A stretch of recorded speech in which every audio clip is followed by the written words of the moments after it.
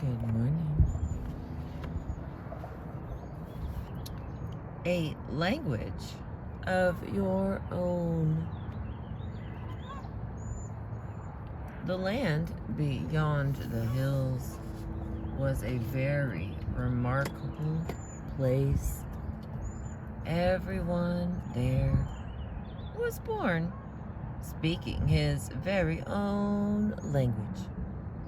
And yet, what made the community so unique was that every villager, man, woman, and child, had the ability to understand everyone else. This skill was so unusual that linguists came from all over the world to study the people who lived in the land beyond the hills. Professors from all the leading universities came with theories about how such a remarkable skill might have evolved. But no one knew for sure how this unique talent had come to be. One day, a young man with ambitions for political power made a suggestion to the assembled leaders of the community. "We have a nice life here in the land beyond the hills," he began, with a solicitous nod to the assembled representatives. "But we have no discourse with the outside world because we speak so many different languages. It is impossible for people living in other lands to do business with us. We need a single language for all of our people." "No, never," cried one agitated older man. "That is not our way. We have always each had our own language. It has never been different." "Well, perhaps," said another, "we could try to use one single language and see if we like things better that way." "Very interesting," pondered a well-dressed man with a feather in his hat. "Think of the possibilities for trade and profit." The discussion went on for many hours as the assembled representatives debated the pros and cons of having just one language. Some said that the discussion went on for longer than it needed to because each speaker wanted the chance to say his or her mind, even if someone else had already made the very same point. After all, the only time a villager heard his own language spoken was when he spoke it himself. Finally, one speaker offered a suggestion. "Why don't we see if we can agree on a common language? I propose that we spend the next 30 days trying to find the perfect language to represent all the people of our land. Those who think that their language is the best can try to convince others to speak as they do. And those who like the sound of another's language can try and see if they can learn a new way of communicating. At the end of the 30 days, we will meet again and see if we are any closer to selecting a common language." Some members of the group started to object to the speaker's proposal. But most of the representatives were so exhausted and so eager to get home to their beds that the group agreed to try to find a language that might please everyone in the land. Of course, no one quite knew how he or she might go about doing that, but they agreed to the plan nonetheless. After a few days' rest, some of the more ambitious members of the community began to think of how they might succeed in getting their language adopted as the official language of the land. I will pretend that I can understand no language but my own, thought one rather pompous gentleman who ran the largest store in town. Then, when anyone wants to speak with me and buy my goods, will have to learn my language. He smiled to himself as he thought of how important he would be when his language became the language of the whole land.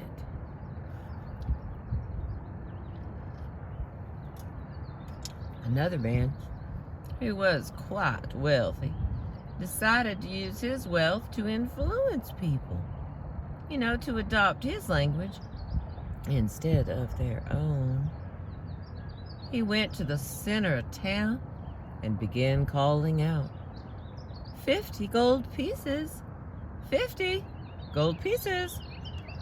I will give 50 new gold pieces to any citizen of our land who gives up his own language and speaks as I do. Oh, before long, there was a large crowd gathered around the speaker. Several people were attempting to imitate his speech so that they might be rewarded with the shiny coins. Two young lovers who had vowed to share everything with one another were practicing each other's languages. And a boy who did not like the sound of his own speech was trying to imitate the language of one of the town's most learned men, or learned. All over the land, people were busy, either trying to convince their neighbors to speak as they did, or trying to imitate the speech of others. Some people who were afraid that their unique languages would be taken away from them decided that the best strategy was to speak to no one and to keep their language completely to themselves. Of course, that meant that they were all alone without anyone to talk to at all. For the entire 30 days, no work got done in all the land. No children went to school, and no business was conducted. Everyone was consumed with the task of choosing a common language. At the end of the 30 days, the town elders and representatives assembled to see what success they had had. Since everyone in the land was curious about the outcome of their deliberations, a large crowd of citizens followed them into the meeting hall. The ambitious young man, who had suggested a common language in the first place, began to speak. My fellow citizens, we are here to discuss our progress in selecting a common language. He paused for a moment and looked out over the assembled crowd, expecting to see the usual agreement of nodding heads and eager smiles. But instead, he saw only blank faces. We are here to discuss our progress in selecting a common language, he repeated, only this time a little louder, thinking that people thinking that perhaps his fellow citizens had not heard him the first time. But again, he saw only blank faces with a few frowns and furrowed brows.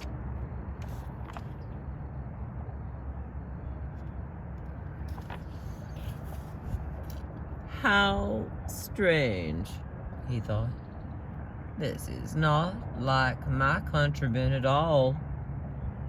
At just that moment, an angry-looking fellow rose to his feet and shouted, "Make sense, man, or sit down. We cannot understand a word you are saying. You are talking nothing but gibberish." But the ambitious young man could not understand a word the angry person was saying. In fact, no one could. The crowd broke into a frenzy of chatter as everyone turned to his or her neighbor and tried to communicate. No one could understand what anyone was saying. In their attempt to find a single language for everyone, the citizens of the land beyond the hills had completely lost the ability to understand one another. In the days and weeks following, townspeople tried desperately to communicate with one another. In the cafes, on the streets, in the shops, people could be seen huddled together, trying to listen extra carefully to one another and trying to form strange words that might make sense to their partners. But all of these strategies failed. No one in the land beyond the hills could understand a single word spoken by anyone else, and no one had found a way to make himself understood by even his closest friends and family. After a while, most people just gave up and stopped trying to communicate at all. Some people wondered how they had gotten into such a mess, but no one had a solution for how to make things better. Several years passed, and the land beyond the hills became a very quiet place. People hardly spoke at all, since there was little point in trying to communicate. When people wanted something in a shop or a cafe, they would simply point or nod their heads, but no one said a word. One day, a young girl, who had been only a small child when all the chaos about a common language had stirred up, was walking alone in the fields when she heard a very soft voice.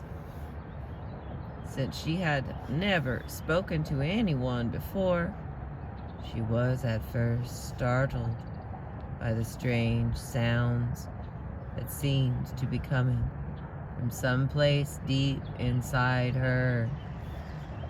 "Speak," commanded the voice. "How silly," thought the young girl.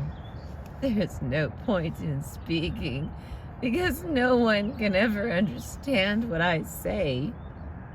"Speak," ordered the voice once again. This time the girl listened more closely to her voice. It seemed so adamant that she wondered if the voice had some secret knowledge. "But what shall I say?" asked the young girl. "No one in this land has spoken for a very long time," What can I, a young girl, possibly have to say?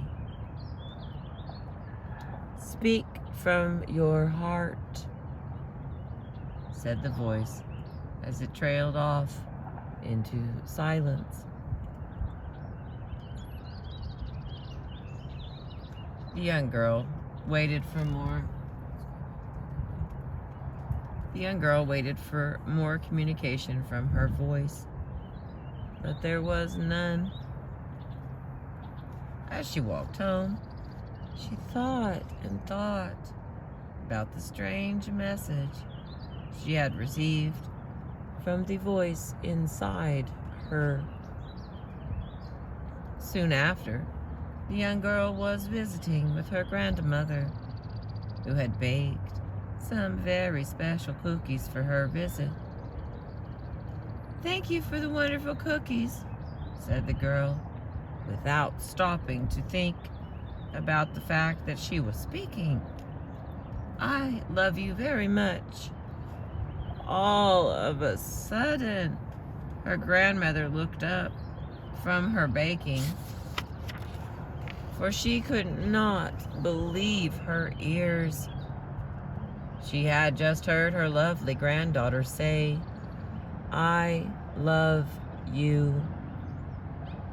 Very tentatively, the grandmother formed the words, "I love you too, dear child." And she could see instantly from her granddaughter's expression that the young girl had understood her words. They began to chatter and laugh and talk some more. They had much to say to one another, for they had never spoken. And from that time on, whenever someone from the land beyond the hills spoke from the heart, they discovered that other people understood exactly what they were saying, no matter what language they spoke. I love that one. Let's see from the back here. If I can find the other half.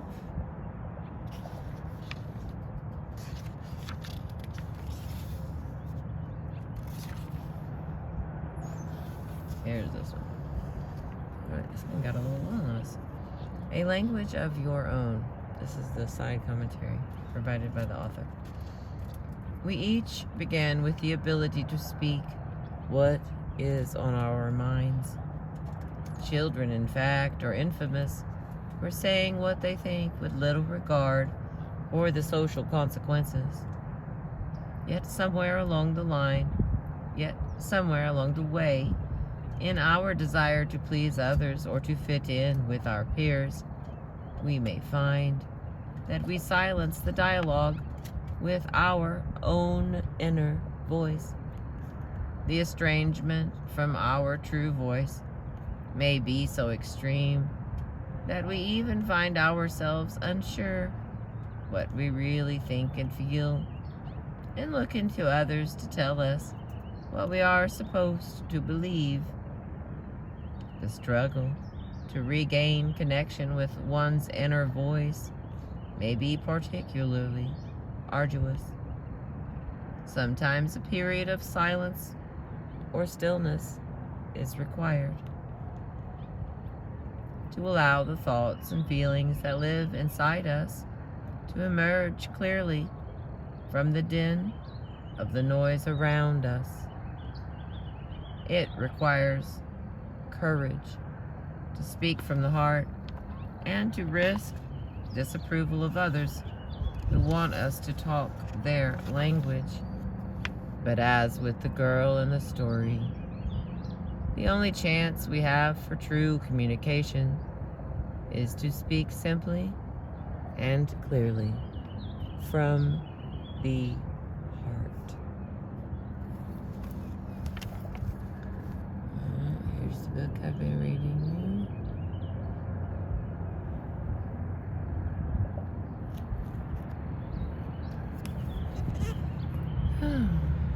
Thank you for being with me. I appreciate